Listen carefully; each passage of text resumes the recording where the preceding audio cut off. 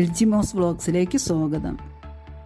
Chicken പരട്ടാണ് ഇന്ന് തയ്യാറാക്കുന്നത്. 1 kilo നാടൻ കോഴി ഇറച്ചിയാണ് ഇതിനു വേണ്ടി എടുത്തിട്ടുള്ളത്.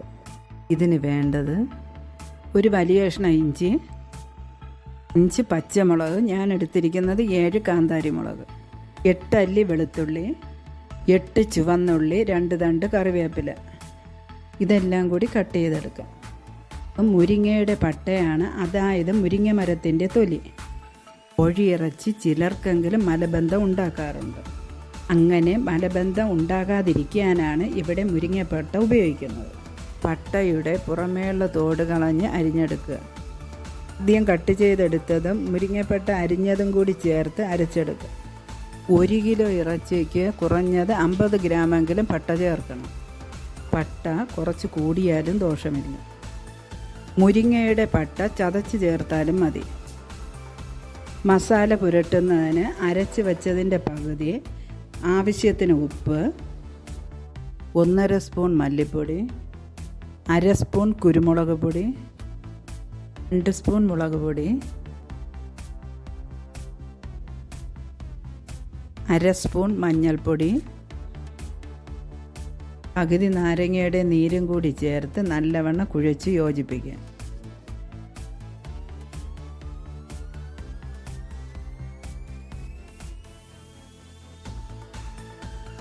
ചിക്കൻ മസാല പുരട്ടി വെച്ചിട്ട് അരമണിക്കൂർ കഴിഞ്ഞ് ഇനി അടച്ച് വെച്ച് വേവിക്കും. ഇറച്ചി തിളച്ച് തുടങ്ങി നല്ലപോലെ ഇളക്കി വയ്ക്കുക.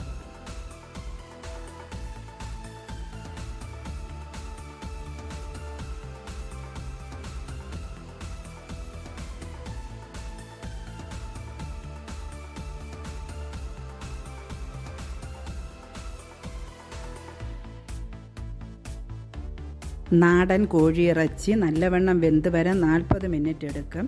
അടച്ചു വെച്ച് വേവിക്കുക. ചീനിച്ചട്ടി ചൂടായി എണ്ണ ഒഴിച്ചു കൊടുക്കാം.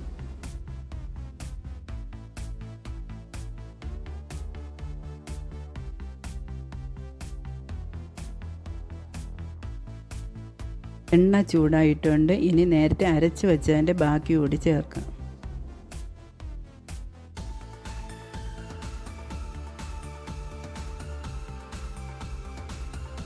നല്ലവണ്ണം വഴറ്റി കൊടുക്കണം. നല്ല മണം വരുന്നുണ്ട്. ഇഞ്ചിയും വെളുത്തുള്ളിയും ചേർന്നതിൻ്റെ മണം. ഇനി കറിവേപ്പില കൂടെ ചേർക്കാം.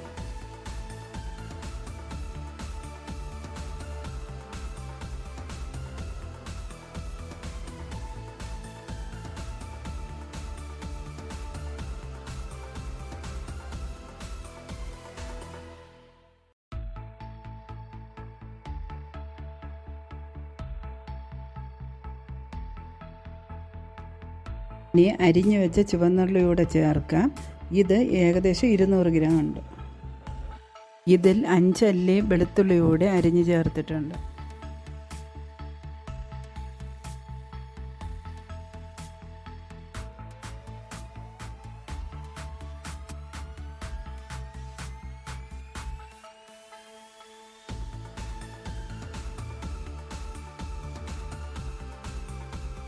ഉള്ളി മൂത്ത് വന്നിട്ടുണ്ട്. ഇനി ഇറച്ചി കൂടി ചേർക്കാം.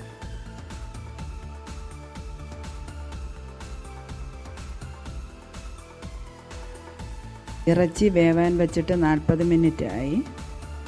ഇറച്ചിയിലെ ചാറ് നല്ലവണ്ണം കുറുകിയിട്ടുണ്ട്. ഇനി ചീനിച്ചട്ടിയിലോട്ട് മാറ്റാം.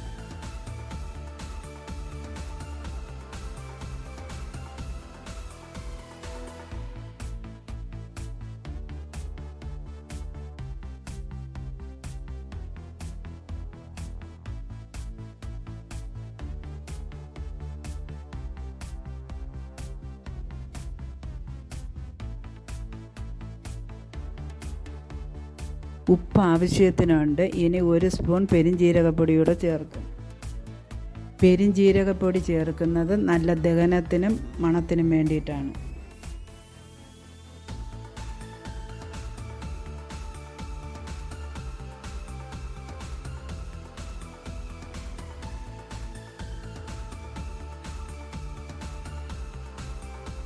അങ്ങനെ നല്ല സ്വാദുള്ള ചിക്കൻ വരട്ട് റെഡിയായി.